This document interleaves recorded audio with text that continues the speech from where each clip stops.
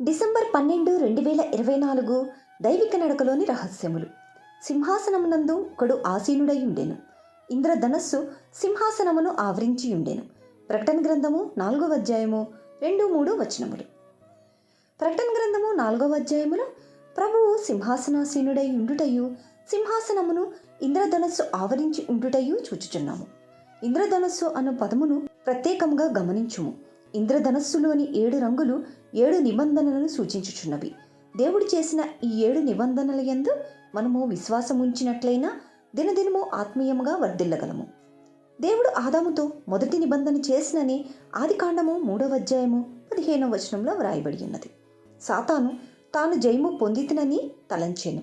హవ్వ ఓడిపోయినప్పటికీ స్త్రీ సంతానము సాతాను తలను చితుక త్రొక్కునని దేవుడు వాగ్దానము చేశాను.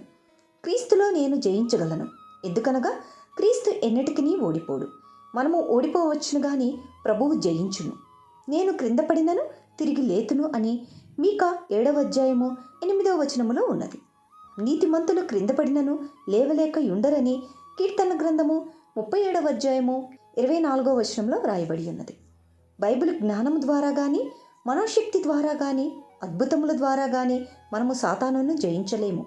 ప్రశస్త రక్తమును కోరుకొనుట ద్వారాను శిలువ విజయమును అన్వయించుకొనుట ద్వారాను జయించగలము. మనము మనలను ప్రేమించిన క్రీస్తు ద్వారా అత్యధిక విజయమును పొందుచున్నామని రోమీలకు రాసిన పత్రిక 8వ అధ్యాయము 37వ వచనములో ఉన్నది.